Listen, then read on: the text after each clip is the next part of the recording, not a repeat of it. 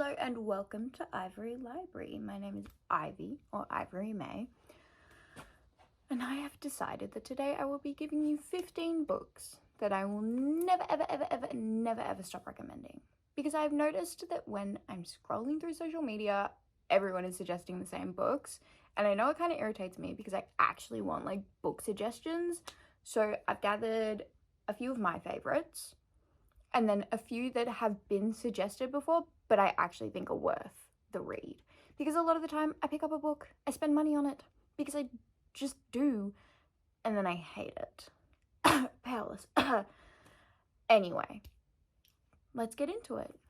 My absolute favorite and most darlingest books ever, The Outsiders by S.E. Hinton. Now, I know a lot of people have probably had to study this in university, or high school, not university, and they probably hate it, but when I tell you that this is the book that made me fall in love with reading, I mean it.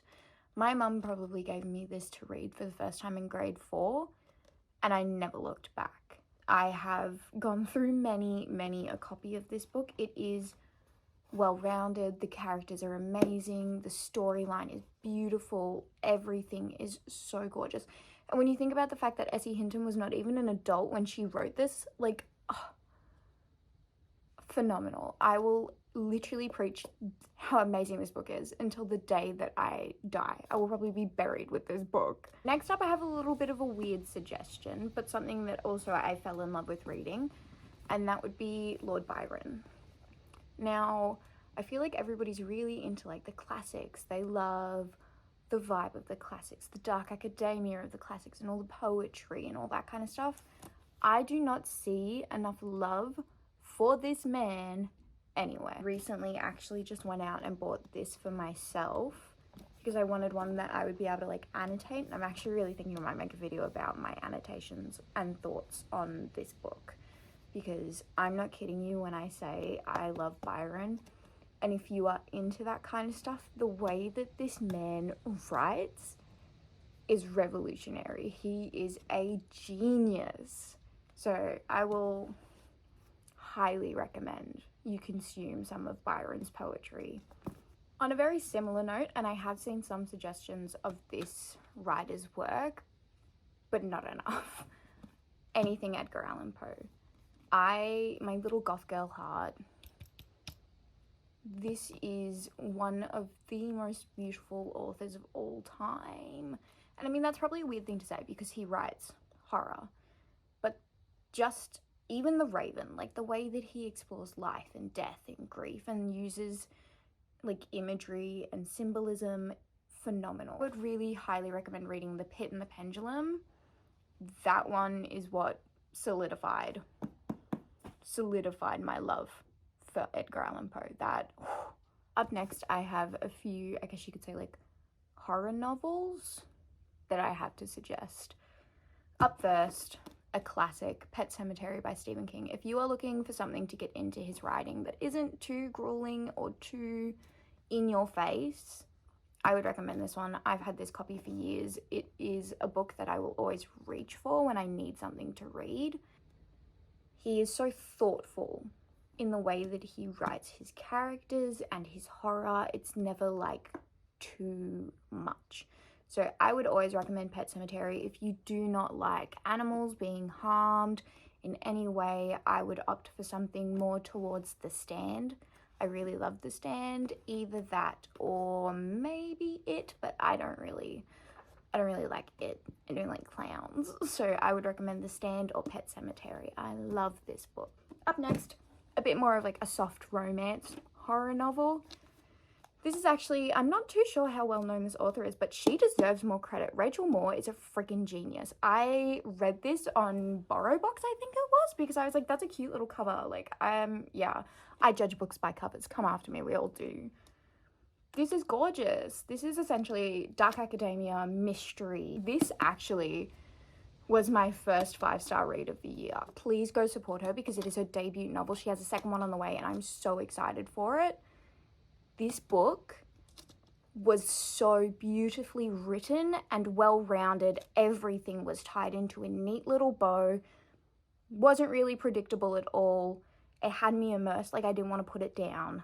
Please go read this and support this author, because she needs the recognition for how hard she worked on this book, because you can tell. With saying that, this is my favorite novel of all time. We have Crimson Peak. I actually didn't know that this was a movie novelization until I was trying to find a copy of it. Either Nancy captures the scenes. Like, I understand that it's a movie novelization, but she really did it justice, because I read the book before I watched the movie, but this will forever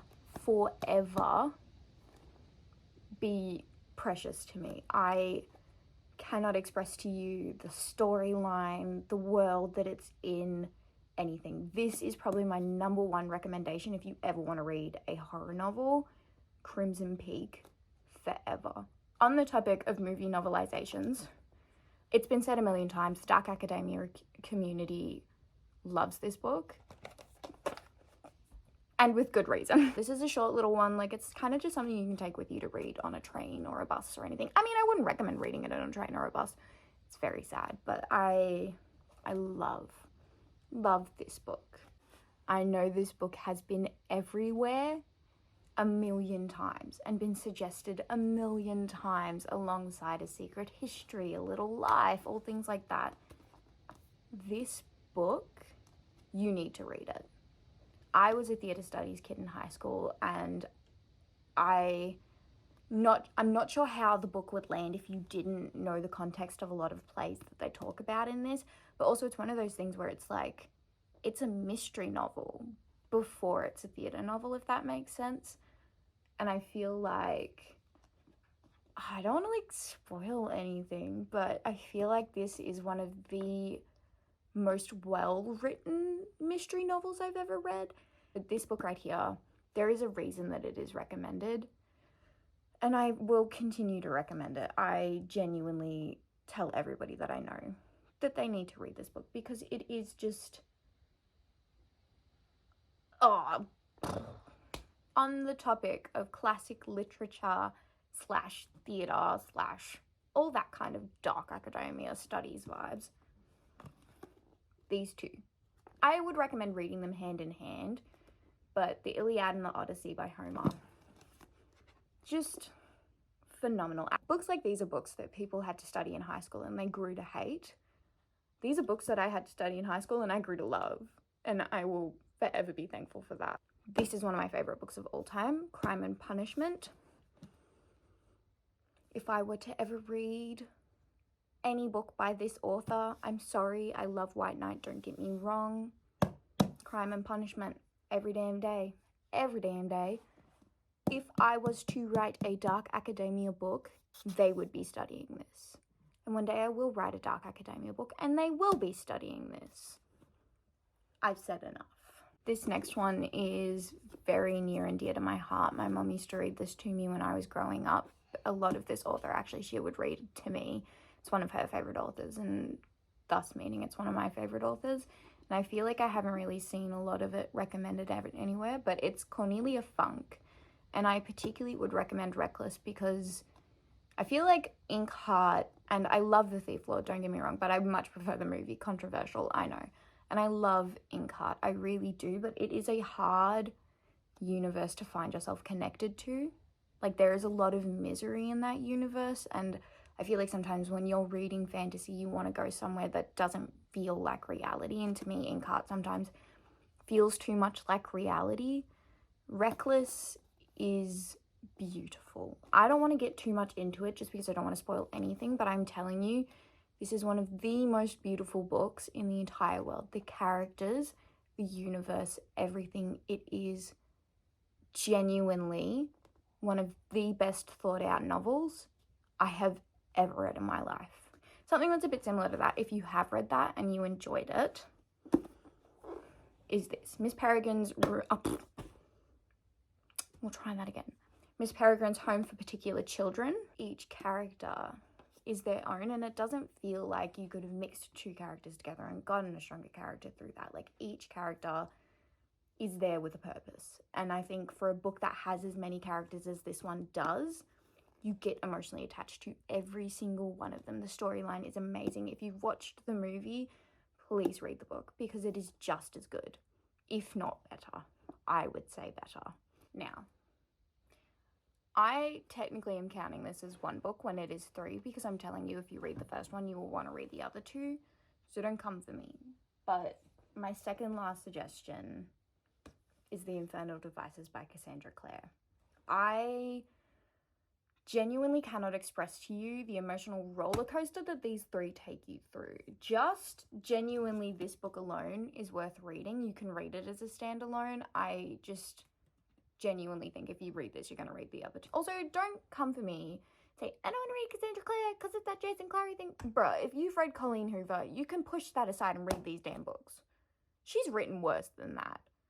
I will not stand for anything. If you have read anything on Tumblr, you have read worse than the Jason Clary storyline and you need to move on with your life. But I'm telling you, push that aside and read these books. This is phenomenally written. The universe, the characters, Will and Jem are reason enough to read these books. As love triangles, forbidden romances, pining, mutual pining. Oh my god. We have illnesses, we have drama, we have death, gore, fighting. Everything you could want in a book is in this book. I don't care if you don't like fantasy. Read the damn books, please. I'm begging you with my whole heart. And last but not least, I do not actually have the book with me because I have lent it to my friend, but I will just get it up real quick. It's called Dead Girl Haunting. Whee! I can only find a picture on Amazon, that's so sad, but it's this book here. This is another little author where I feel like we need to be talking about her. She is beautiful, amazing, wonderful. Please, please, please go read that book. It is literally like $2 on your Kindle. It's so good. I really enjoyed it. But yes, that is my 15 suggestions. Thank you for watching. If you enjoyed this video, please subscribe for more. I will be making bookish content. I'm an author. I'm currently writing a novel, so I'll be sharing a lot about that. We'll be exploring music and clothing and just everything. I just want to make some friends that are interested in the stuff I'm interested in. So thank you for watching this far. If you have, let me know if you read any of these books down in the comments what you thought. Subscribe and I'll see you next time, guys.